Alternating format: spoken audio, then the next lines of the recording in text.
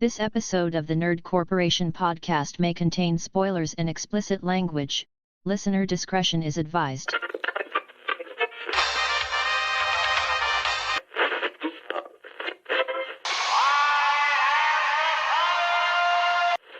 Teenage Mutant Ninja Turtles, Teenage Mutant Ninja Turtles. Welcome to Retromania! We are the Nerd Corporation.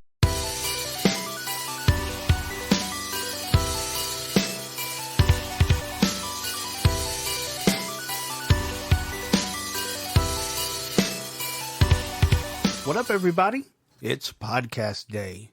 My name is Eddie Lyon, aka your girlfriend's master splinter. With me, as always, is Cole Simper.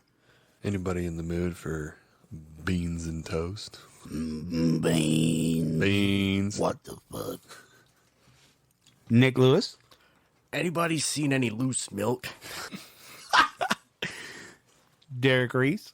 You'd shut your mouth if you knew it was good for you. And Angela Wooden. I'm allergic to milk.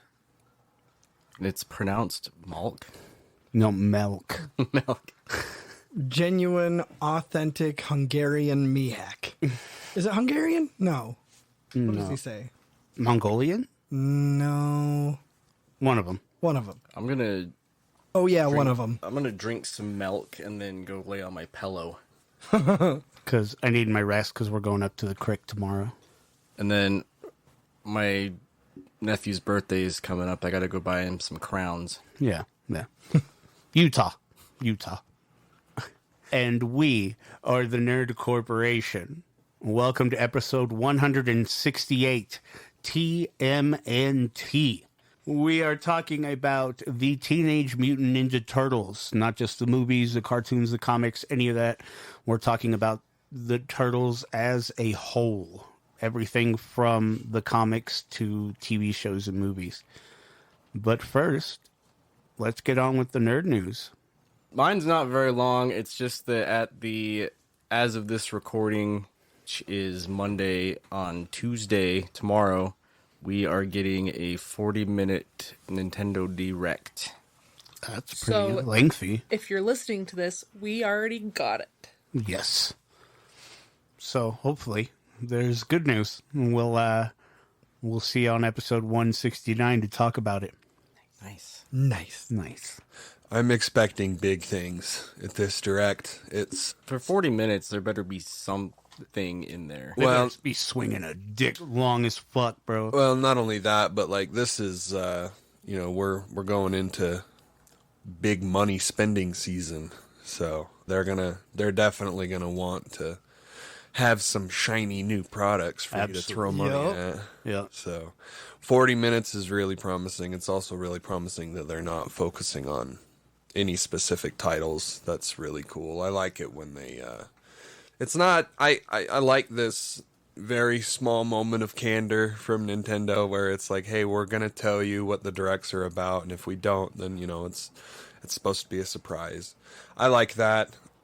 It's kind of a newer trend that we're seeing, but I definitely like the hey, don't get your hopes up, Breath of the Wild 2 isn't here, we're going to focus on Animal Crossing. I like that shit. Like, I like that they temper expectations like that. Good. Yeah. But with this one, I was hearing that there was going to be a direct, like, all about Zelda. It seemed like that was kind of in the pipeline, so I'm like... The so thing I read on IGN didn't really have anything specific. It just said there's going to be one. They put a time for the UK, but I think the UK is foregoing their direct Yeah, for the Queen. they're going to do a on-demand video an hour after the stream Yeah. has ended for UK, which is, I mean, if you watch it on like any other platform, you can watch it in real time. Right. Or just look at Twitter Yeah. and watch shit. Listen, pay attention Lord to knows Oreos. Lord knows I will not. I'm not waking up for this. Like, I'll watch it on YouTube when I wake up. Like, You'll already be awake. 9 a.m? Hell no. I think it's 9 here. It's 8 or 9 here. I can't remember, but Good thing I have the day off. Yeah, I'll be awake. We got an announcement for Captain America: New World Order, which also came with something that I Hollywood Hogan fights Falcon. exactly. He comes out The like WWE playing his for weight that strap. copyright. Yeah. WWE's coming for that copyright. Get that check. So my favorite part of the announcement is that Tim Blake Nelson is going to be, well, I was going to say reprising, but they didn't really flesh it out in the movie he was in, but he is going to be reprising his role as the leader. Oh, that's cool. Yeah. That's cool. Which I'm super fucking stoked about. Hell yeah. Dope. I'd like to come out with another segment of Hoes mad, hoes mad, hoes mad, hoes mad, hoes mad, hoes mad, hoes mad, hoes mad, hoes mad, hoes mad, hoes mad. Hose Mad, Ooh, let's go. I think I already know. Black Ariel. Oh my God. We just got a trailer for The Little Mermaid, and hoes are mad. Hoes So are mad. furious. I love the straw man arguments that are coming from this. Somebody asked me on one of my Facebook posts about it. Well, what if someone made Black Panther white? What if someone made Black Panther white? And I'm like, Black Panther is Canonically. not white. right. So But also Casper Cole, who is known as the White Tiger in the comics, wears the Black Panther armor. I was gonna say, like, bitch, they did. So they have made the Black Panther and white. guess what? It was okay. But even then, the folklore of Mer people comes from the Mediterranean Sea. The Mediterranean Sea borders Europe, Asia, and Africa. Like, so it's not out of the realm of possibility for Mer people to be any color that they want. Not to mention the fact that Mer people don't fucking exist. I wish that they were like more like historically accurate with like specifically Greek mythology and made this movie a horror film. Oh my god, that would be so dope. Like, have some sirens and shit. have some Shape of Water type fucking Mer people. Yeah. That would be fucking rad. But like they also need to be like appealing to like the male gaze though. Well, I mean, the sirens would be the lure or whatever. They could Yeah. look horrible, but to whoever Right, right. they lure in, they'd be these beautiful beings. Well, and I love this obsessive need to make fictional stories follow rules of what people assume or believe actual history and real world shit to be. Like, it doesn't fucking matter if this in some historical thing was generally white. Who the fuck cares? Right. Like, that's not remotely the point. I saw somewhere, and I don't know if this is true or not, but they were talking about how like Hans Christian Andersen wouldn't approve of this or blah blah blah blah. Hans Christian Andersen was supposedly, from what I heard, was a noted closeted gay man, and The Little Mermaid was like his like secret want to be a woman Wanted to be or A fish. a fish. He wanted to be Fish a with part boobs. of their A world. part of their world. Exactly. I was gonna say, imagine hoes when they find out that Jesus was born in the Middle East, but Right. they know that, and Yeah. he's still white. Yeah, nobody cares. And No. somebody had mentioned Mulan, and I'm just like, well, in Mulan is fucking Chinese. Like, the story of Mulan is Chinese. The story of Mulan, like, it actually exists, right? Right. Yeah, exactly. So, like, that wouldn't make sense at all. Where you're talking about a fish person, Yeah.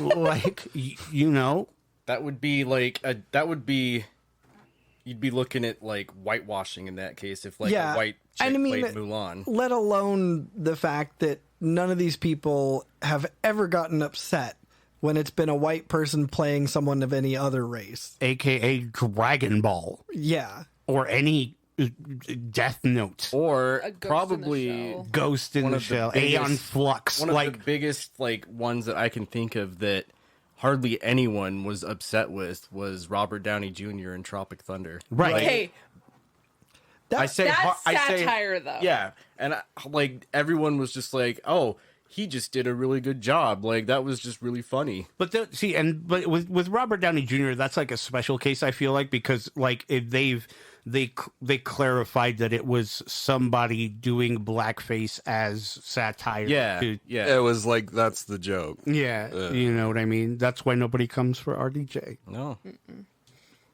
But yeah, so stay mad, go outside. Yeah, so I didn't see any of this. I did see your post, and I knew that it would definitely ruffle some feathers. I don't really feel any type of way about it, but I definitely did see this happening because this has been in the works for a while, right? Well, Like, yeah, we've always kind of known that like Ariel is going to be black in this new one. Like it's been So- known for at least 6 months, if not longer. Longer. We did than an that, yeah. episode about it. Like, we? well, Yeah, we did we a did. nerd news about it like forever ago. Oh, okay. I mean, the movie's gonna suck. No, like, there's no way the movie's gonna be good because it's a fucking Disney reboot, or you know what I mean? Live Like, adaptation. Most of those they're all like all flat. they're 0 for 4 at this point. Right. So, I really doubt that has anything to do with the skin color of the mermaid. But I know that, like, when I see something like this, when I see a trailer or or something that gets people talking, and there's always going to be people that are upset about it, and there are always going to be people that are screaming that progression is not a good thing, and they're always going to. That's the thing, is like they're always going to feel that way, so you can't really, don't waste your breath. It doesn't help to fight with these people because you guys are not. Like, you guys were never on the same plane. You guys were never on the same page. That's why we just point and laugh. Right. Exactly. I mean, again, this is for children. Well, yeah, and it's but at the same time, like, once you start, like, I look at it as like, oh, this is just a very, very clear attempt to get people talking and pissed off. Like, like, think about it. Like, a person A is exactly what person B hates. So when person A comes out and says, hey, I'm not going to go see this because I think that this is, whatever fucking bullshit reason they say, like, oh, she's supposed to be white, but she's black, and it's, whatever the fuck they say. It's social justice. It's whatever the fuck. Wokeness. It's woke. Yeah, wokeness is a popular term. I see it as like these studios and these companies, like, and the advertisement parts of these projects are very calculated and very meticulously designed to get people talking. And what I was saying is, like, there is a person that says, hey, fuck this, I'm not going to go see this because it's too woke.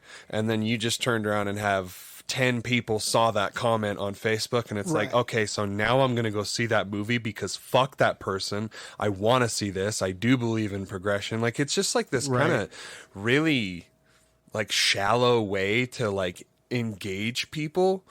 And, like, the biggest thing for me is I was like, if the chick can sing, that's all that fucking matters. Right. Because that's, like, the whole fucking point of the role. Right. Right? Like that's just how it is. Like, who gives a fuck if she's black?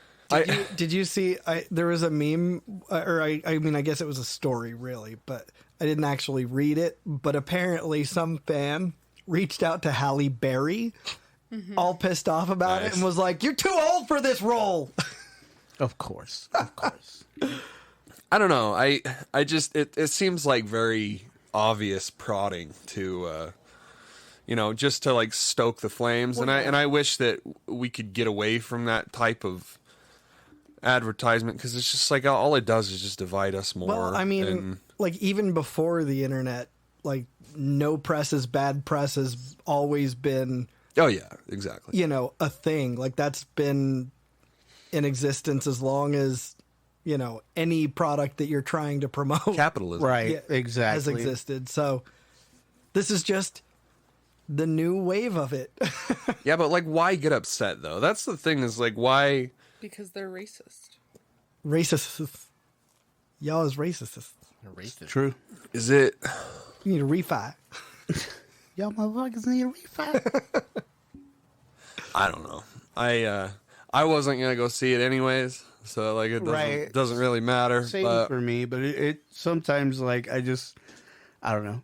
there are some very wholesome videos going around though of like young black girls like reacting to Oh, yeah. and everything, and I thought that was very wholesome and you know, The little girl is going, she's black like me. God forbid that like we have that. Like that's exactly how it was back when I was a kid too. Like I didn't see that shit, and like it's just like a very cool approach of like, hey, you know, it doesn't fucking have to be that way. It can be any which way. Yeah, like not everything has to be white. Well, not everything has to be white, but And it's really cool for people who have never experienced that to get something that reflects their, you know, history, life experience, whatever you want to call it. Representation does matter. Totally. how is the idea of this movie affecting you? Like, it's just a trailer at this point. Right. So it's like how, and like, I can understand if you feel like fucking Disney is out to turn your children gay. If that's a genuine fear of yours, I hope they do. They just want Gina Carano to play it. Fucking Ben Shapiro's gonna make his own Little Mermaid with Gina Carano as Ariel. He's gonna play Eric, of course. Fucking, Right. What's his name? Andrew Tate will be King Triton. the top G. Nah, I don't know. I see it a lot of different ways, but Trump in a wig as Ursula. No wig needed. I know, right? I don't know. If anything, I'm a little bit more tempted to go see it now, just because, like I was saying, like it pisses people off. So, I can see both sides, but I can see one side a lot more than the other. Yeah. What a silly thing to I've had things done to piss people off. When I used to work at Chick-fil-A, I think I was probably like 20 or 21, and we all had to work during the Appreciate Chick-fil-A Day, which was basically just like straight Pride Day at Chick-fil-A. Straight Pride Day. And we were all just working.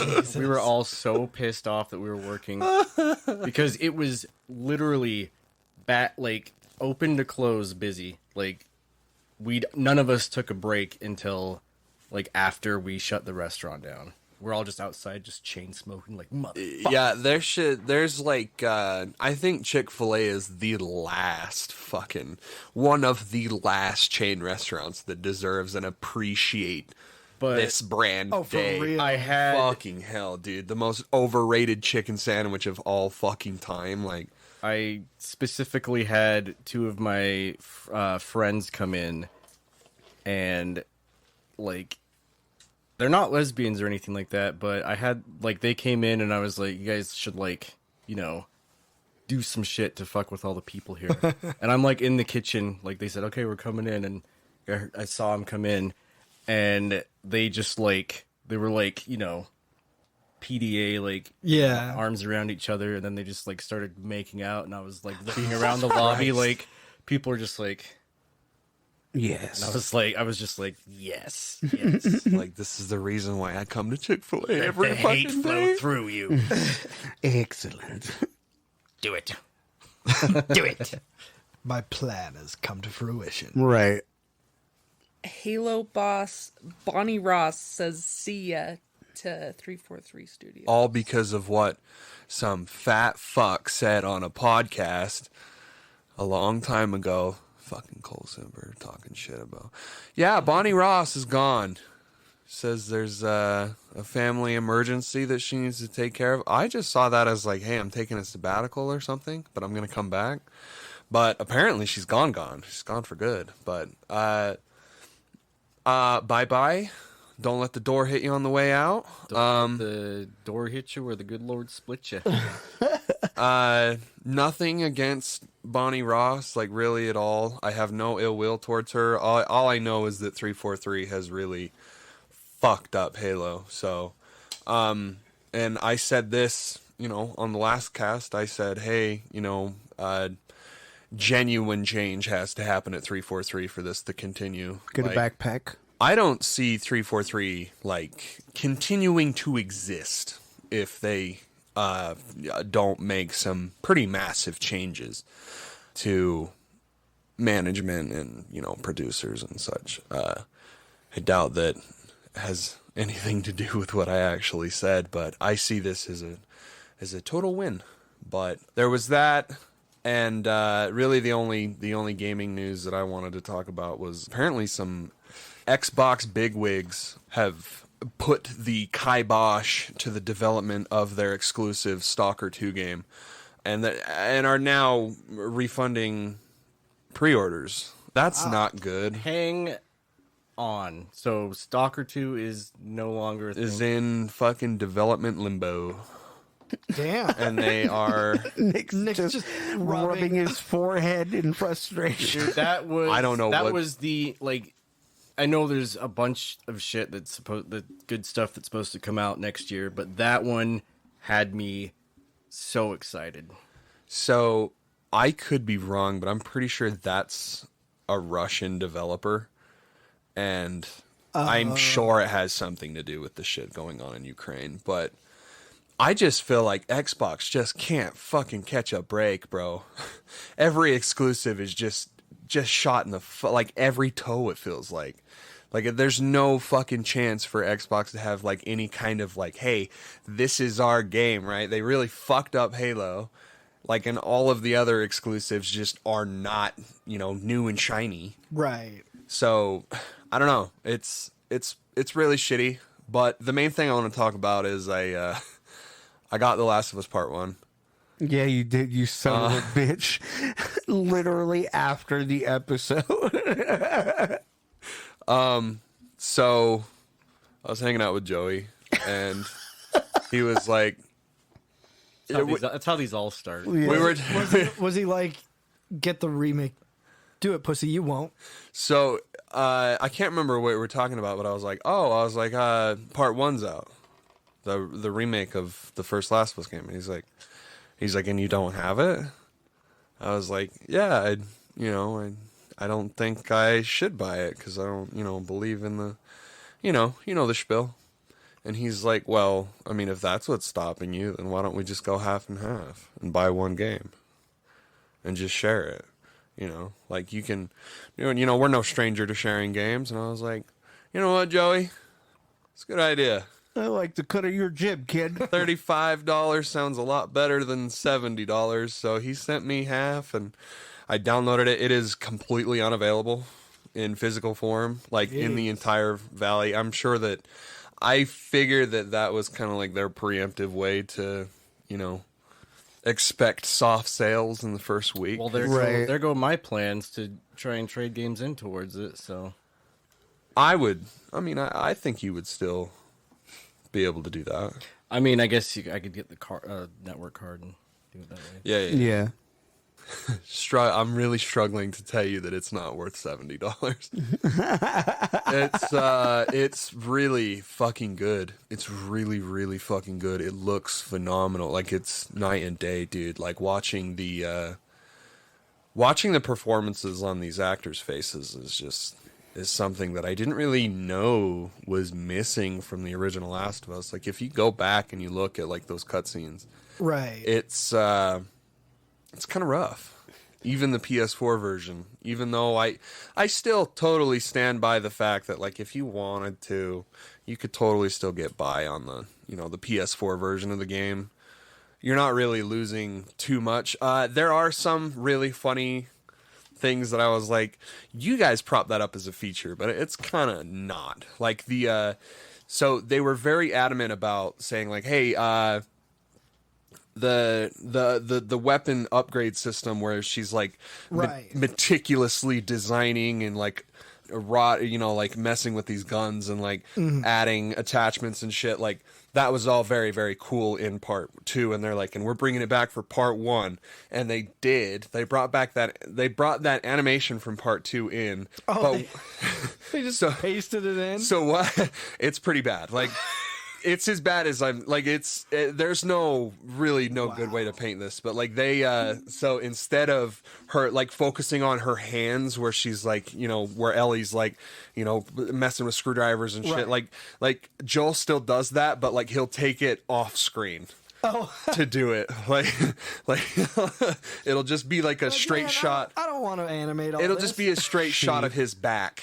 And like him like and I'm like, that's kind of fucked up, dude. Yeah. But also at the same time there's like a lot of shit that they didn't talk about. Like they added physics to the models. I don't know how to explain it, but like it wasn't in the original game, but like so models have this new, it seems like physics engine put on them where if you get like a headshot when an enemy is moving, like a human enemy specifically, if you like get a headshot when a human enemy is running away from you or something, it is in that running animation.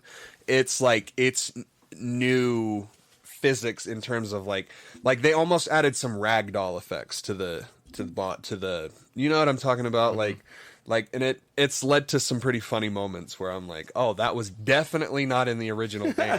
Because like, I'm playing on hard mode because like, fuck you, I've already played on grounded mode and there's no trophy to play on grounded mode this time, so I'm just gonna fucking do everything on hard mode. I still want kind of a challenge, but like, I don't want to die. Like, I don't want to have like a fucking spa retreat after I'm done with it. Like, I struggled to say that you should go out and buy it right now. I don't feel that way. Like, I still feel pretty strong in my, hey, don't buy it unless you really want to, and like buy it for the price that you feel best for. But I'm like doubling down on like, hey, this is something that like all fans of The Last of Us need to play, because it's like the quality is there. It's very apparent. Like all the animations and everything that they did, like, and since playing it, I've definitely loosened up a little bit on the like, hey, why the fuck didn't you put prone in this game, or like dodge? So I'm constantly hitting that fucking button to dodge. Like I'm getting in fights like how I would with Ellie in part 2. Yeah, and I'm like losing because it's completely fucking different. But to close out, I will tell you that playing through this game has given me yet another view of part 2 that I didn't know and was like possible. And fucking part 2 is such a, I had this big revelation when I was watching this guy play through the second game, and I'm always curious to see like the specific points that Naughty Dog made to like really pick at you. You know what I mean? In part 2, there's some moments that really are designed to just fucking bug you, right? And I came across one of them, and I was just watching this guy go through the motions of that specific scene, and I was like, God damn it, I want to play part 2 again. I just want to play part 2 again. Give me a PS5 version. But that's it. All right. I did just read that 6 p.m. Eastern tomorrow, there's a State of Play, apparently. No. Yeah. Oh my god. Video Game Awards tweeted it. Wow. Dude. Yeah. That's gonna and, be... Ian... Attack of the Clones. Ian Lama just messaged me. Shout out to him. And he's like, dude, tomorrow's like Christmas Nintendo Direct and State of Play. And I was like, there's a State of Play? Like, I had no idea. And so I looked it up. Yeah, this is news to me. Yeah. So yeah, tomorrow's going to be a good day. Damn, I'm excited as fuck now, bro. I am too. Like, why though? Like, they definitely, it seems like it was very last moment. Like, hey, no, guess what? We got They something were too. probably just like, You got there's announcements? Fuck you. Nintendo Direct? Nope, State of Play. We got announcements, bitch. Let the battle begin. I want to see. Fuck, I'm excited. If you're listening on YouTube, please don't forget to like, comment, share, subscribe, hit the little bell icon. We want to beat the algorithm and get into as many nerdy ears as possible. Also, we have merch. tpublic.com and search The Nerd Corporation. Get some of our specialty logos on anything the website has to offer. We have a Reddit, r/nerdcorp podcast. Tell us you love us. Tell us you hate us. Tell us we suck. Just come and talk to us. If you love us and want to support what we do, consider subscribing on Patreon, patreon.com/nerdcorp podcast. Several tiers of loot to have access to, from stickers and shirts to extra content and bonus episodes. So, without further ado, the Teenage Mutant Ninja Turtles. Honestly, a franchise that has stood the fucking test of time. Oh, yeah. I mean, comic books, toys, costumes, Bad rebooted TV shows. Movies. I'm looking at you, Nickelodeon. Like, what is that shit? So wait a minute, you don't like the new stuff? You don't like the new Like the CGI bullshit? Oh, the CGI stuff was mega popular, by the way. It was horrendous, though. Like big. It might have time. been popular, but infamous maybe. A lot of people who say they grow up with the Ninja Turtles reference that era specifically. Really? Yeah. Fuck out of here. I watched the second animated series, which aired from like 2002 to 2004, I think. It was on 4Kids TV and Yeah. I think also Cartoon Network. And yeah, that was my introduction into the... I remember watching the old one from the 90s. Yeah. That was the shit. That was the one that I watched, but I was mainly a movies and video games guy. But yeah, I could always get the fuck down to that Teenage Mutant Ninja Turtles, Teenage Mutant Ninja Turtles. Yeah, fuck yeah, dude. And Heroes in a half shell. Total power. I had no idea that was Chuck Lorre singing that. Yeah. Old fucking, 2.5 Men. Yeah. Mr. Big Bang Theory himself. Fucking singing that shit. Well, and then when Shredder's Revenge came out, I totally forgot that it was Mike Patton that does the theme song from Faith No More. Yeah. Fucking nuts, dude. The Ninja Turtles were created in 1983 by Kevin Eastman and Peter Laird, and they published it in 1984 in black and white, and they self-published it. Tax money and a loan from Kevin Eastman's uncle brought this out. So when they first came out with this first run of the comic, they were parodying like Frank Miller comics like Daredevil, and another one was like the X-Men New Mutants, and a comic called Cerebus, which is a graphic novel about an anthropomorphic aardvark. Okay. that interacts with humans. Yeah. So it's Arthur? Yeah, pretty much. This was supposed to be just a one-off, make a little money off of it, cool, whatever. And then it became this complete crazy phenomenon that they weren't prepared for. There's a quote from Peter Laird that says, "Starting the Turtles was a goof. It wasn't anything we had envisioned directing our lives in any way, shape, or form. It was like, hey, this looks fun. Let's self-publish it and see what happens." Suddenly, and just completely out of the blue, this Turtles phenomenon emerged, and really from day one just took over. It was a rapidly accelerating process which culminated in it essentially taking over our lives completely. And and it's crazy because in that first comic run, Shredder gets killed. Like, he dies in the very beginning. Yeah. So it's just crazy for them to have been just like, yeah, well, this is like a whatever thing. And it's funny, like, I mean, it's pretty easy to see all the parallels between it and Daredevil. I mean, the Turtles fight the foot. Mm-hmm. Daredevil fights the hand. Right. Exactly. Yeah. And then That's very funny. You've got Splinter versus Stick, who is Daredevil's mentor. Yeah. Yeah. And yeah, so it's, I mean, it's Shredder. just, Wow, I didn't know that. Shredder, That's cool. Kingpin. Yeah. it's just all over the place. Yeah. You could go so far as to say they're like both street level heroes. Oh yeah. Right, exactly. And it's cool. Like, and of course they want to take the anthropomorphic animal, interacting with humans from the Cerebus comic. Right. And, it's crazy. Mutants from X-Men, New Mutants, a bunch of teenagers who develop powers and strengths and, Right. you know what I mean? It's crazy. It's super nuts. And yeah, the comic ends up becoming a big success. They had to sit down with Playmates Toys, and Playmates Toys was like, yeah, no, we'd love to make toys out of this, but you got to have a TV show.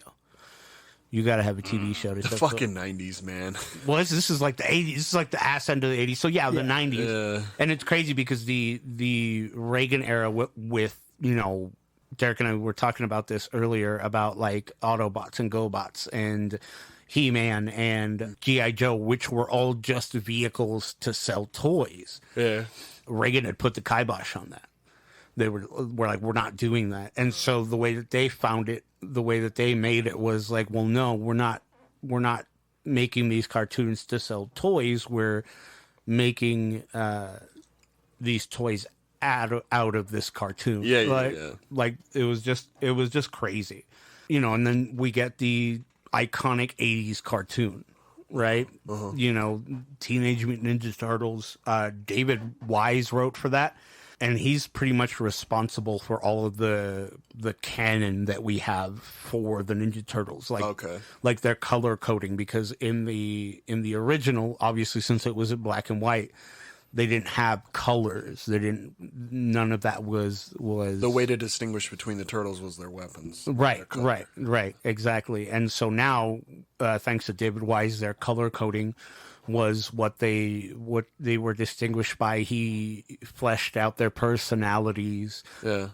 He, made them love pizza, along with like a bunch of other things. You know what I mean? Like, and David Wise is a phenomenon in himself. Like, he was a child prodigy pretty much when it came to writing for things. Yeah. He wrote for Speed Racer. He did 12 episodes of Speed Racer, 85 episodes of the Batman animated series. Oh, damn. Okay. 65 episodes of Rescue Rangers. I don't know, maybe Derek and Nick, you guys might remember James Bond Jr. Yeah. Dude, he did 65 episodes of James Bond Jr. Very vaguely, but Yeah, he did a 15 episode run with the Transformers and did their series finale, and the Star Trek animated series, which one of those episodes won an Emmy for. So dude was really in the shit. Dude, Prolific. at age 7. Like fucking from insane. age 7 to now, you know what I mean? It's crazy. It's super nuts to and he was like on talk shows and stuff. It's like the genius kid that writes for all these, Yeah. It's wild. He-Man, just all kinds of things. And so he wrote for the 5-part miniseries that, was kind of like the test of it, and it didn't hurt that they had Toei Animation on the back of that, you know what I mean? Got that Japan money. Right. And so Toei not only did the 5-part miniseries, they also do the intro animation as we know it, you know what I mean? Which makes a lot of sense now that you look back on it. Yeah. did when you looked your stuff up, because I tried to watch a couple videos and stuff about the main gist of the Turtles, but I never got around to finding out like what led to them getting like the Renaissance painters' names. I don't know. I wasn't able to Yeah, I wasn't find either. that. That's always been something. You would think that they would have some kind of big reason on why. And so, we go to the voice actors through the 80s show. Cam Clark, who did Leonardo, who does the voices of Kaneda in Akira. Liquid Snake in Metal Gear Solid. Oh, okay. You know, so you know, big time. I fucking love that original Liquid Snake performance. That is so over the top. That's really cool. I didn't know that. Yeah, Barry Gordon, who plays Donatello, Arden brought in Star Trek Voyager, Ariel monsters, Oh, hell yeah. SWAT cats. Oh my god, dude. Hell yeah. You know, Sheldrake in the Batman animated series, Dr. Fossil in Darkwing Duck. Nice. Oh, Like, okay. you know, Junior in the Snorks. Do you guys remember the Snorks? Oh, hell yeah. Yeah, for sure. You know, so Works. we also have Rob Paulson, who plays Oh, fuck Raphael, and we all know Rob Paulson also. You know, he's got... Wait, in the original, because didn't he also reprise Raphael in the later Turtles cartoon? Well, he reprised Raphael in the later cartoons, but in also another cartoon run, he plays Donatello. Oh, okay. Because he's the voice of Raphael on the new game that came out. Yeah. 100%. Yeah, but he's Pinky in the Brain, Yakko Warner, you know, Carl and Jimmy Neutron. Carl. He's Carl? Jimmy's I didn't fucking know that. Yeah. So, you know, these are all like big names. Townsend Coleman as Michelangelo.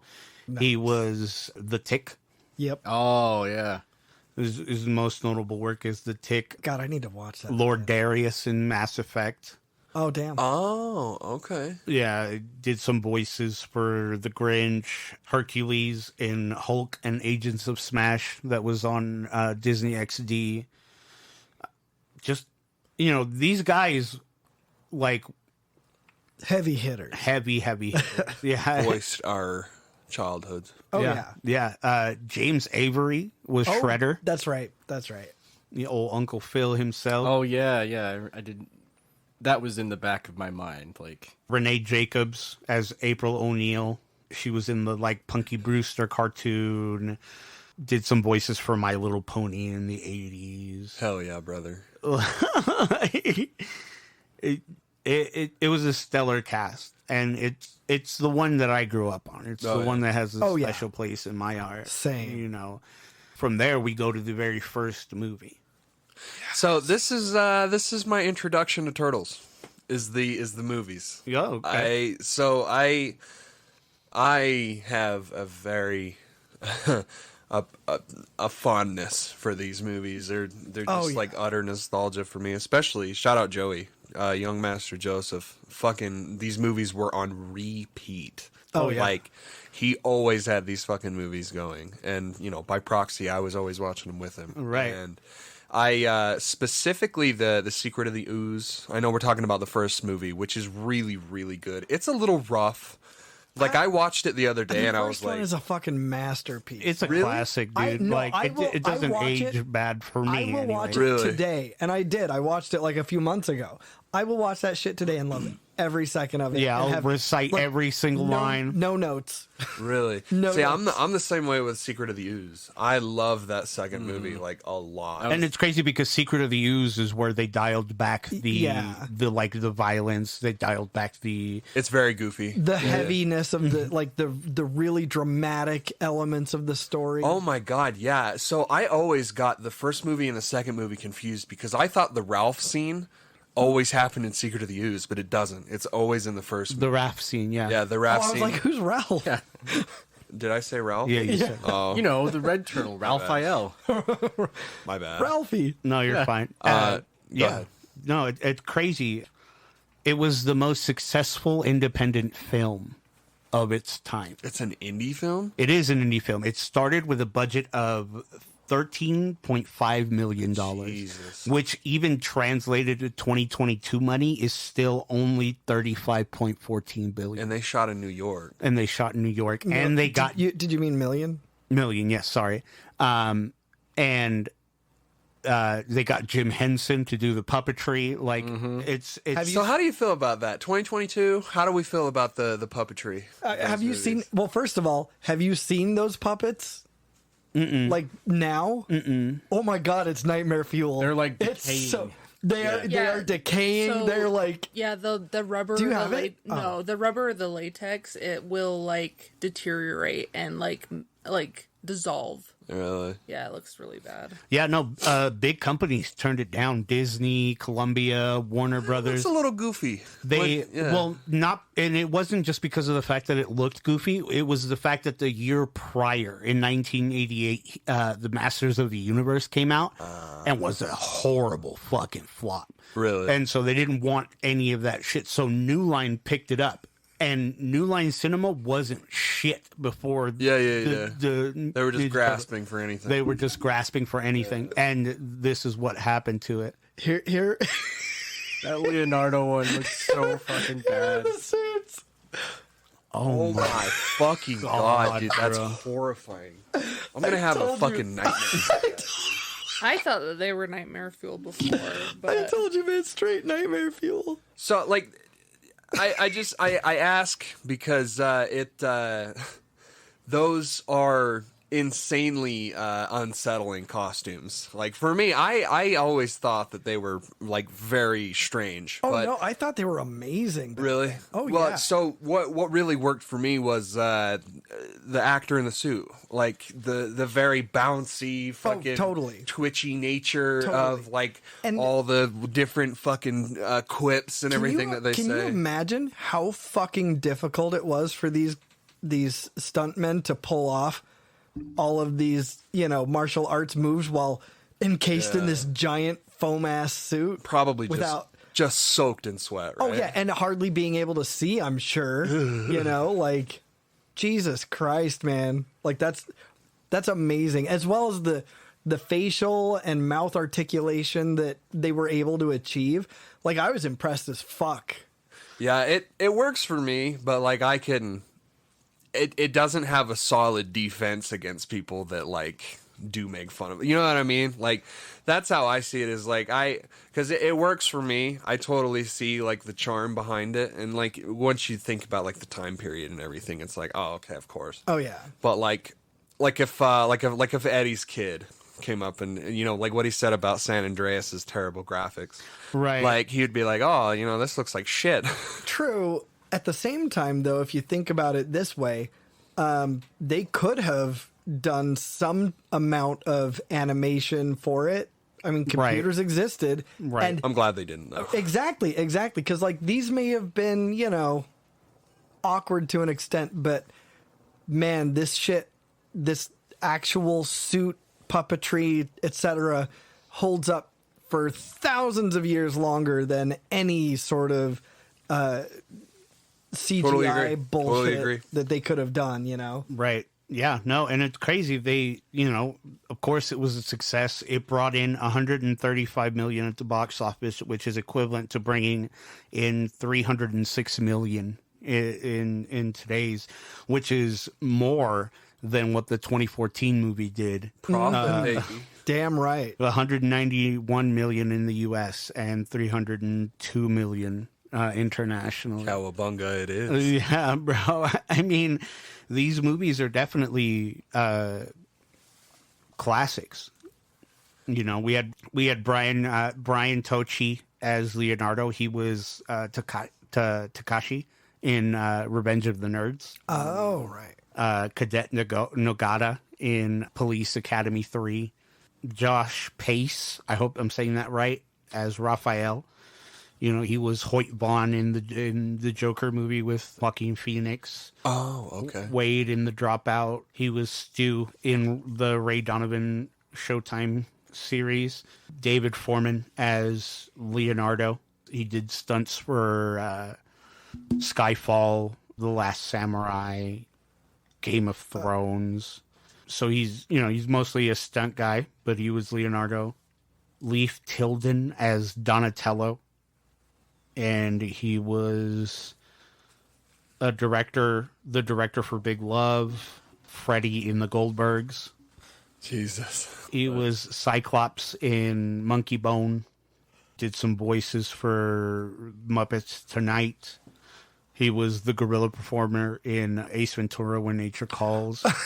Yes. He was Robbie in the Dinosaurs TV show. By the way, if you haven't, I mean, maybe you already know, but if you haven't watched it recently, you may notice a very young Sam Rockwell Yeah.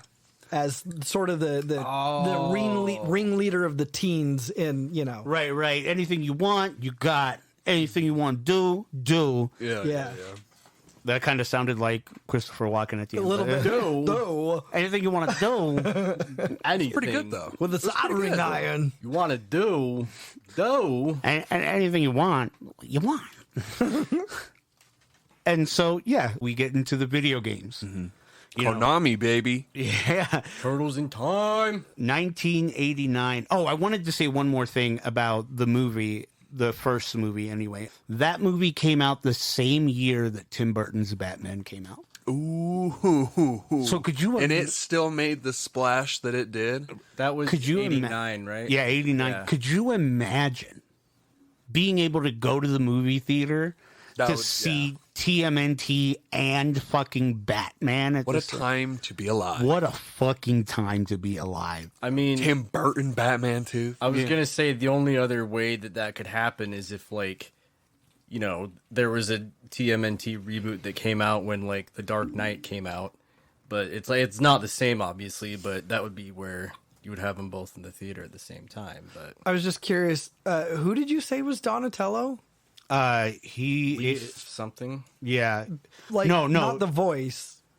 No, yeah, the stunt person. Oh, okay. Because Corey Feldman was Yeah. Donatello. That's what I was gonna say. Like, yeah, Corey Feldman was Donatello. Angel from Hell himself, huh? We got the pizza dude coming.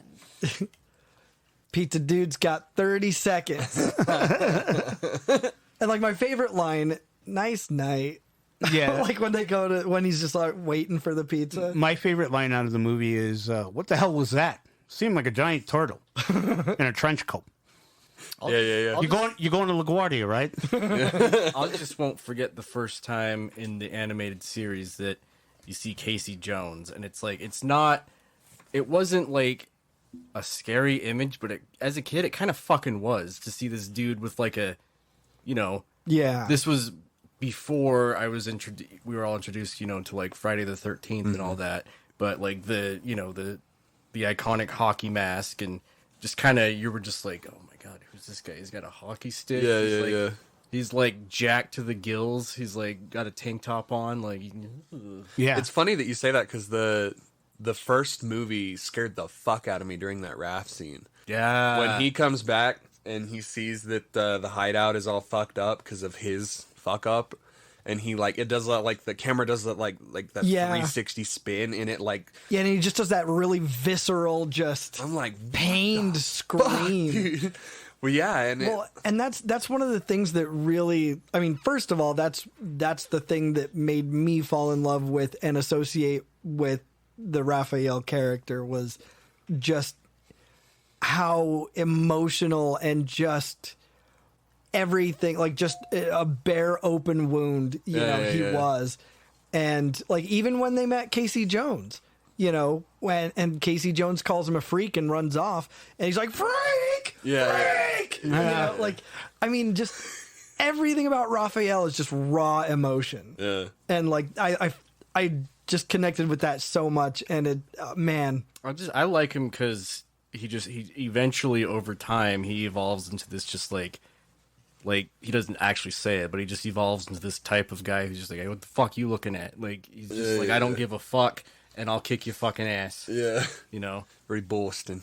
There was a that's third movie, wasn't there? There was the Turtles in Time. We don't talk about that. That was a game too, though, right? If I'm not mistaken. Yes. Was the third movie's called Turtles in Time? Yeah, they go back to feudal Japan. Yeah. Because like continue on. I'll show you this thing. So 1989, Konami releases Teenage Mutant Ninja Turtles, and it's for the NES. And it is probably the hardest video game in existence. So in this one, you know, the players can switch between any of the four turtles at any time. It's like an overhead type of game, like how GTA was back in the day. Oh, I'm thinking of the arcade No, that's right after. Yeah. And yes, that one is arguably one of the best beat 'em ups.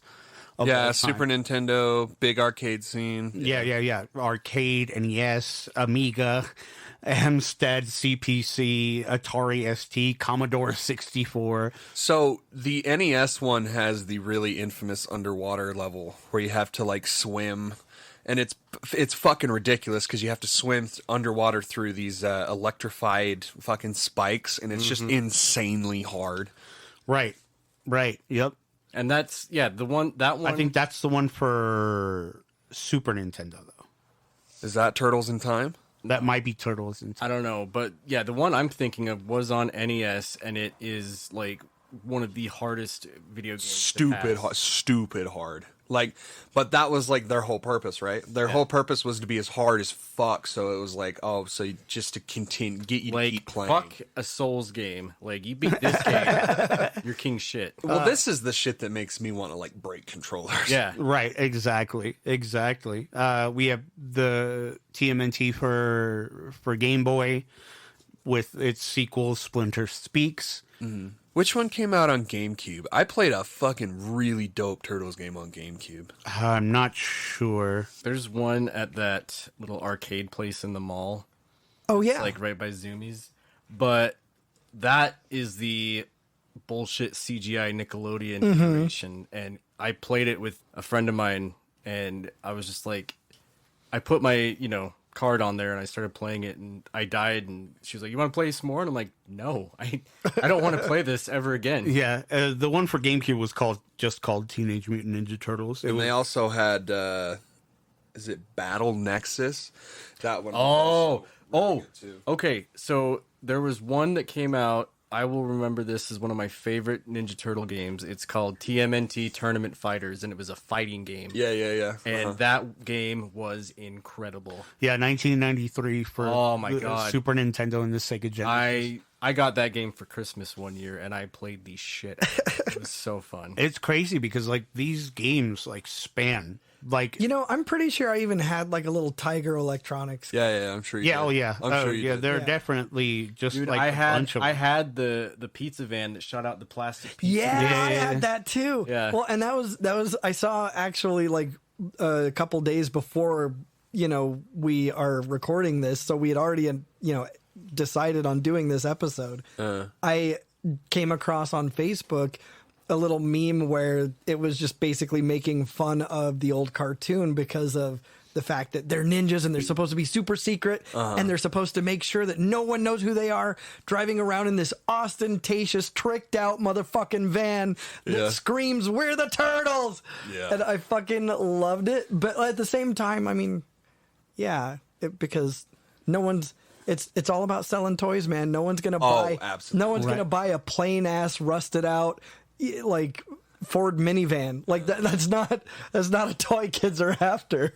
Where they get you is they say figures not included. right, Oh, yeah. Exactly. Mom, I got to get the Turtles now. Remember the blimp? Oh Yeah, dude. Dude, the Technodrome. Yes. The Oh my god, that thing was burly. Yeah, Like, that thing was huge, dude. I remember a friend of mine down the street growing up. This is not Turtles related, but it was still really cool.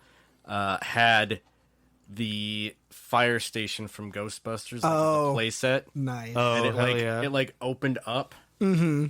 And I had that as a bat cave too, and I was just like, oh my god, I think I still have that like in my house somewhere. Yeah, we had the Castle Grayskull and all of that, but like that thing's worth some fucking money now apparently. But Really? we don't have it still. Turtles always kind of works best for me when it is as silly as possible. I really like the campy nature. Even kind of faux campy nature. It's not really even camp. It's more just like, it's just absurdity. It's just like... Well, nothing's better than having these villains that are somehow a constant thorn in the side of the heroes, but simultaneously are so fucking incompetent. Yeah. Like, it's amazing. Like, do you Krang remember and Shredder.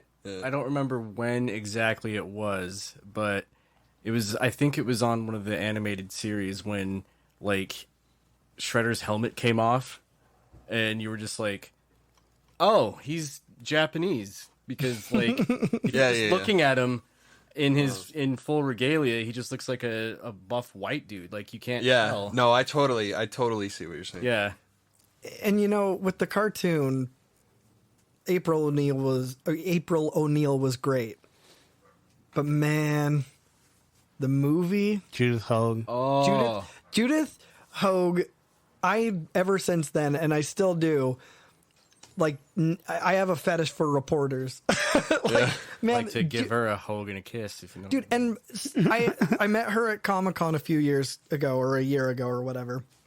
And she was so fucking cool. Yeah. And I guess she's also really big for the Halloween Town series. Okay. Oh Yeah. yeah. But I was talking to her and I was asking about the guy who played Casey Jones. I forget his name. I'm going to look it up because that's rude. Bro, I think I'm going to get the emulator. I'm going to get a ROM for these and play it on my game, like play it on the deck. It sounds like a ton of fucking fun. So I was asking her about the guy who played Casey Jones, Elias Koteas. I assume is how that's pronounced. Is his brother named Ezekiel Koteas? I see what you did there. Yeah. According to her, he was one of the like kindest, gentlest, quietest people, like super, super reserved. And that like completely shattered my worldview. I was like, what? Because I mean, he's just so gregarious and I mean, not always, happy fun, but like just very loud and it's always very like present.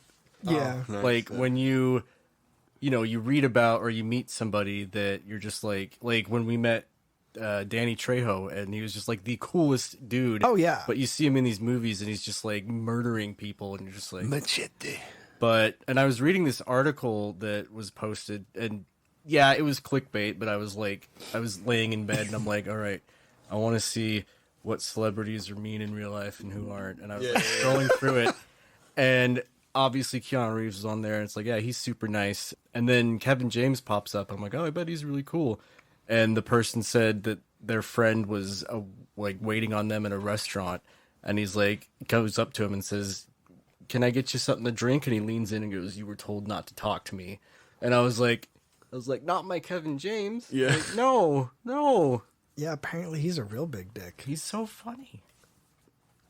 And it's crazy because like after the success of the TV show, like it spawned all of these, anthropomorphic animal fucking TV shows. Yeah. Battle Success, toads, man. you know what I mean? Fucking Street Sharks. Street Sharks. Dude, Street Sharks. I've been looking for a reason to bring up Street Sharks. All right, let me hit you with biker mice from Mars. Yes. Biker mice from Mars. Or not so much on the plane of anthropomorphic, but Animorphs. Yeah.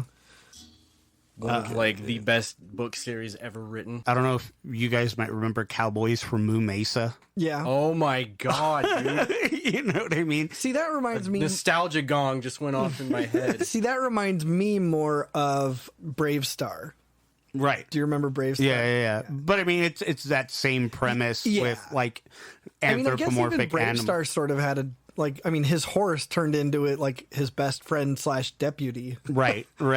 So I mean, like the way that it inspired and became a part of pop culture is undeniable. Yeah. I mean, from video games to the comics to merchandise to everything. I mean, they even had a Ninja Turtles anime to like hawk merch. Yeah.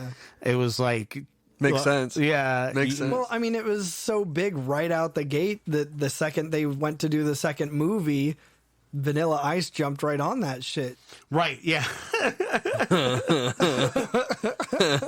They could have I don't know if they did or not, but they could have just not told him anything and he would have been like, let's go. They probably could have been like, we're going to pay you in ice. And he would have been like, okay. Ice baby. That's what I'm known for. Let's go. 2 ices, please. I really like the idea behind every weapon having like a purpose for that character, right?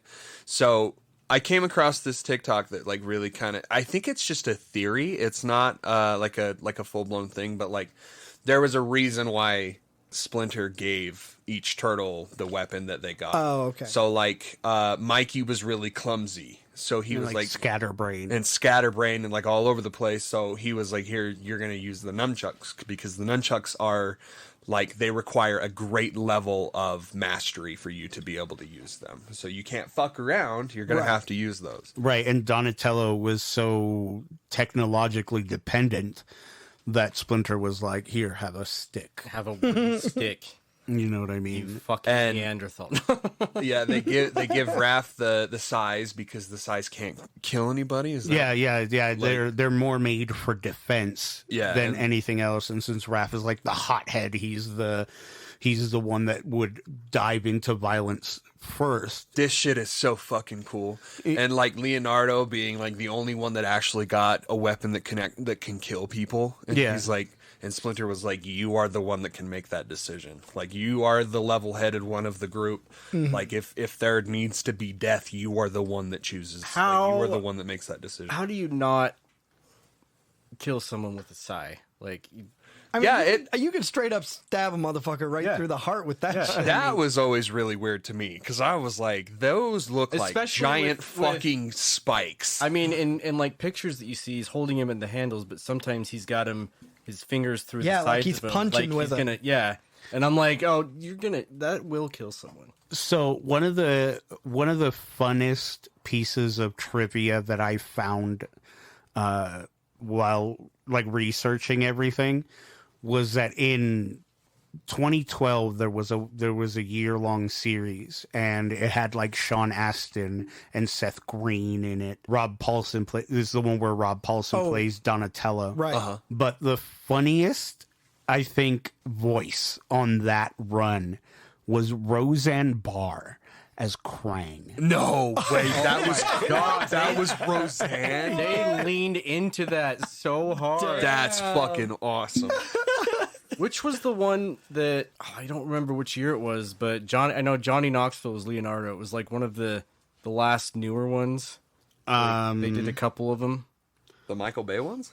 Maybe. Yeah, he was in the 2014 film. Yeah, there was one of those that I actually did not mind. Like I liked them both. You know what? I didn't mind the one just because we finally got Krang on live action. Yeah. Like that was the saving grace for it. But yeah, I didn't like either of those. Wasn't Megan Fox in it? Oh God, yeah. That was a big thing for me. Megan Fox is April O'Neil. That of was like the fucking worst. ew. Well, back then I wasn't like ew. I was like, I'll fucking watch anything you're in, And then right about the time Jennifer's Body came out, I was like, I'm done, dude. Dude. The Megan Fox dick riding was really bad. Yeah. There was another run, I can't remember what year it was in, where Gilbert Gottfried voiced Krang. Wow. Yeah. Could you imagine? I'm gonna kill the turtle. No. In 1994, Master Splinter raped and killed a girl. Why do you think he's in the sewer? He's been driven out of town. And I mean, all of the crossovers as well, like Batman. That was a huge one. Because I mean, like, I'm all about Batman. Like Batman, like not only is one of my favorite heroes, but like, or not only my favorite DC hero, but like heroes in general. And yeah, when they crossed over, I was just like, they had a crossover with the Transformers. Yeah, there was an Archie comic. There were Archie comics with the Ninja Turtles, a Savage Dragon, the X-Files conspiracy comic. What the fuck? Yeah. TMNT, X Ghostbusters. I think it'd be really funny if they did a crossover where like Spider-Man went down to the sewers to fight Spider-Man. Spider-Man. Well, there's a bunch of Spider-Man. He just goes down to the sewer to go chase what's his bucket, the lizard. Right. And he just happens upon the turtles. Right. Like just a little cameo, Yeah. just like eating pizza. Exactly. Like, hey, what's up? You see a lizard go like by? the X-Men cameo in Deadpool 2 where he shuts Yeah, the yeah. door on him. Exactly. You might. Yeah. Did the lizard go this way? Yeah. All right. Bye. When the Spider-Man goes down the sewer when he's getting chased by Batman. Batman. Batman. Superman. What's going on here, Batman? Mighty Morphin Power Rangers. Oh, They had a I crossover vaguely with them. remember that, yeah. Usagi Yojimbo. Yo, fuck yeah. Fuck yeah, dude. They had that. So, like, that just fits so well. That's really cool. It's fucking. They've infiltrated just every. Injustice. Yep. Also, when they had the, had They them- were they in Mortal Kombat? They were No. in Mortal Kombat, weren't they? Yeah, they were. Were they? Yeah, They they were- were in they Mortal were- Kombat X, I think. Hold on. No, it was it Injustice? I think was they were Injustice. Injustice Yeah, too. they were. Was it Injustice. Injustice? It was Injustice. Okay, I remember Injustice because 2 specific. because it was them and Hellboy and Black Man. But they were yeah. all one character. Yeah, And you would like yeah. switch between them. Yeah. That's okay. Yeah, wasn't far off, but yeah, that No, was, NetherRealms. Yeah, no, you were. yeah, It's that game. that was Yeah, a it's cool like Mortal cameo Kombat Injustice. because it brought me back to that TMNT Tournament Fighters, which I might have to get a ROM and play that shit. That game was so fun. Is it Super Nintendo? You said. It's Super Nintendo, and I had it on Sega, so Yeah. it was on all major platforms at the time. That would be really cool to go back and play Yeah. that game again. So Turtles, like, there's a lot of things that I think about when I think about Turtles. New York, obviously. I Right. think about New York all the time. And pizza. I always Yeah, think about yeah. pizza. What a weird fucking idea. What, like, a off-the-wall, completely random acid trip of a fucking idea. It's so crazy that all of this came from like a parody. This was all satire. Well, you and know? how bonkers is it that they were able to, in the first movie particularly, how was it that they were able to take this ridiculous, outlandish thing and give it so much fucking heart that just was crazy? Like when Raphael was, unconscious, insinuated to be on, Death's Door. death's door, like, man, like that was emotionally, that was just traumatizing. That's for when me. they, like, go to the house, right? Like, Yeah, they yeah. isolate themselves in that weird fucking and they have that farmhouse. beautiful, like, pensive music that's going on, and The meditation. everybody's trying to deal with it in That their was own very way. 80s. That was like a very 80s. I'm now just thinking of, I think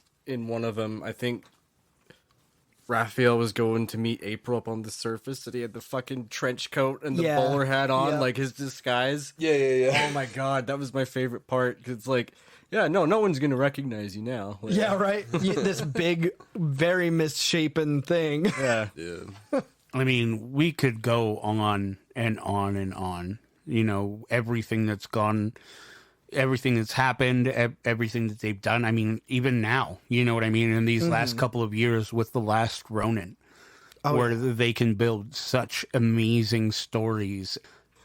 I feel like this is a franchise that's never going anywhere. Right. Well, I mean, it's so versatile. It's so absolutely. malleable. Like, you can do almost anything because it's such an outlandish fucking idea to begin with. So it's like they kind of fit everywhere. When Yeah, you think well, about it, like, if you and- can make it work in New York, you can make it work anywhere. Exactly. And as much as I hate the Michael Bay films, like, that's for somebody who's not grown up on the iteration of Turtles that we're familiar with, I'm sure there's nothing wrong with them. Yeah. And that's It's probably just why it's just not my thing, but that's probably why you're not a huge fan of it. yeah, Eric. like it's not my Turtles, and so I will talk shit Not about it. my turtle. I will talk shit about it till the day I die. But people Yeah. who that's their introduction to it, like, that's great, I was gonna piggyback off what Eddie said about The Last Ronin, because I haven't gotten a chance to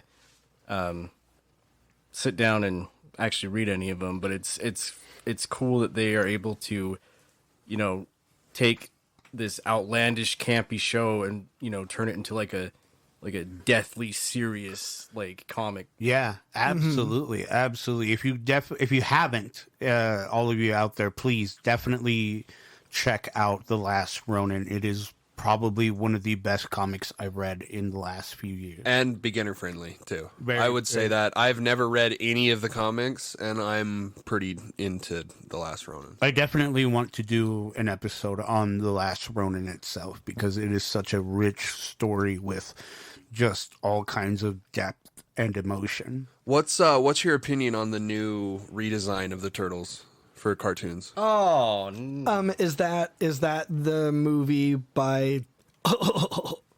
No. Oh, okay. No. I feel like it adds its own flair to it. Like, it's not my thing at all, but I feel like the way that they're animated suits their characters. You know, Raph being the biggest one has this, you know, like it fits for me. You know what I mean? Because he's the one. Yeah, he's the one with the Aggression. With the aggression. they look like bugs. The only thing that's weird is that it's like, why is Raph the only big one? You know what I mean? That was like the only weird decision because like the other three turtles are like almost the same size. Mikey's like the smallest. Right, and it's because of his childlike nature. Yeah. I get that. Like it's like that was just if I had to be picky about it, the design. But I've seen a couple videos about people talking about it. It's on Netflix. It was distributed by Netflix, so it's widely available if anybody wants to see it. My youngest son Adam is in love with that movie. It looks fucking really good. Bro, Like in the very beginning, there's like this. It's like a time traveling movie or whatever, right? And so they're in the future, and they're like, we got to go back to the time that this happened so we can prevent it from happening. And Jesus. And Mikey is like this fucking crazy master Oogway fucking Really? he like has these like mystic powers that Yeah, like, yeah. It's fucking cool, man. It's fucking cool. I kind of want to watch it. It looks pretty cool. I'd give it a watch. I'd give it a watch. The older titles are on Paramount Plus as well. Nice. I don't Thinking about I don't get the fact that Raphael and Donatello are wearing like full like face masks and the rest are just wearing like bandanas. I think it's Just a weird situational. design. I think it's situational when they wear those Mikey masks. looks like a female turtle. I don't Yeah. understand that at all. Oh my god, we didn't even touch on the yeah. female turtle. Yeah. Oh, Venus de Milo. This is new to me. So she I was. thought it was Jerica. There are a couple of iterations, Okay. but Venus de Milo was in the live action TV show that they had, and like she came equipped with like turtle titties. and No shit. way. And they didn't even She get had the TMNT. yeah. Turtles. And she didn't even have a weapon. Like she had like mystic powers. Oh, for so fuck's she sake. spent. Used her feminine. Oh, she ways. had a weapon, all right. She was like spending most of the time like going like, I sense something in the. Oh god. I sense that they're coming. You know what I mean? Like Is it she's I mean, in they can do astrology? she might be. Mercury's Are in you a- retrograde. Are you a Capricorn? and it's crazy because Oh, you're not compatible. at one point Peter Laird picks up the series again, right? And this is after they've sold the rights to the show to the Viacom company. So Nickelodeon owns the Turtles. Yeah. And when he picks up the series again, he is just adamant that there is no mention of a female turtle. No, he's doing MGTOW. And it's so crazy. Teenage Wow. Mutant Ninja Turtles. But yeah, no, and you know, I don't know. It's so That's crazy. Yeah, That's it's funny. super nuts. Well, it goes to show I've never even heard of a female turtle. Like, Yeah. it doesn't really surprise me that because obviously it's a brand, and they're always going to be looking for like different ways. Like, There's- how can we tap into the other half of the toy market where we can sell toys of a female Ninja Turtle, and like maybe little girls would want to. You know what I mean? Yeah. Like it makes total sense that shit would happen, but I don't ever remember. The iteration that I read about was some turtle named Jerica or Janika or something like that, and they like turned her into a fucking turtle. And I was just like, okay. Now, who do we feel is the best Shredder lackey? So we've got, I mean, and I'm not talking about the foot because that, I'm talking about Bebop, Rocksteady, Razor, and Toka. I mean, because they were really just buffed up like. Yeah, Toka's got them dance moves. That's true. One movie. That's true. I mean, Bebop and Rocksteady are always going to be the most classics. synonymous to me. They're the classic. Baxter, the human fly. You know what I mean? Yeah. I had a action figure of what's his name. We came across him, Derek, in the game. Wingbat. Yeah. Baxter Stockman is who it is. Leatherhead. Right. That was the Croc, right? Yeah. Mm-hmm. The Rat King. Yeah, I like the Rat King a lot. Lord Dreg. Mm-hmm. Hun. Krang Prime. What was the robot shredder? Super Shredder, I think it was. No. No, that was, at least in Secret of the Ooze, that was just, the buffed up Shredder. Right. He was in the Technodrome, if I remember right. We fought him in the game, Derek. Krang Leader. Jumping around and shooting the lasers. Baron Draxum. Utrom Shredder. I mean, there's... I know he had a name, Mine is Tatsu. Yeah? Do you know who Tatsu is? Yeah, he's the... Yeah. Yeah. Go play. Yeah, that guy. I know that's not a very original take, but I don't know really any of the villains. I know, no, definitely. Most of what I know is from those movies. Yeah. But it was still cool, seeing all those extra fights and not extra fights, but every boss fight from this newest Shredder's Revenge game is just so fucking cool, and it's I always thought that they were just I knew that they were original Turtles characters, I knew that they were original villains, but they felt new to me. Yeah. So I was I came across that fly guy with the beams, and I was this is a really fucking cool boss fight, and it makes me want to look into the lore of all that shit. I guess that's just why Shredder's Revenge is so fucking good. Dude, Baxter Stockman is played by Tyler Perry in the 2014 movie. No way, really? Yeah. It sucks that they couldn't have made a third one. I would have loved to have seen what they could have done with Baxter Stockman as the Fly. It's never too late. Get the babe boy. Yeah. Get the babe man. I just remember, since we're kind of talking about Shredder's Revenge, it's the second or third level when they brought back the fast-moving levels where you're jumping on the skateboard. And right. The runner levels. The runner levels, yeah. Yeah, so good. Yeah, and even now, we're still getting video games like Shredder. Yeah, there was the Cowabunga collection that just came out that has almost every Ninja Turtles game in it. All the retro games, yeah. Yeah. There was a real stinker. There was a real stinker of a Turtles game that came out within the last 10 years. It's probably the one I played at the arcade, dude. That was terrible. Yeah, the one on Nickelodeon where they look all blocky and CGI. Yeah. I know what you're talking about. Okay. The game I was talking about is Mutants in Manhattan. It's got a 46% on OpenCritic, so a 5 out of 10 from IGN. Oh, this was made by fucking Platinum Games. That's what I remember. Oh. Platinum Games. This is one of those ones where it was Platinum Games is great because you get a straight up banger Near Automata, and then you go immediately into the toilet with a giant stinker like Mutants in Manhattan. Yeah. The quality varies so right. Crazy. I wanted to thank the Wizard and the Bruiser podcast. I got a lot of my information from them, and so I just feel it's only right that we shout them out. Great nerd podcast. Yeah. Really, really awesome. Really funny dudes. What are they called again? The Wizard and the Bruiser. Wizard and the Bruiser. One of them, I believe, is a streamer.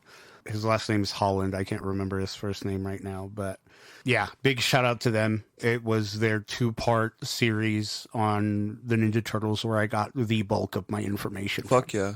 So a big shout out to them. No.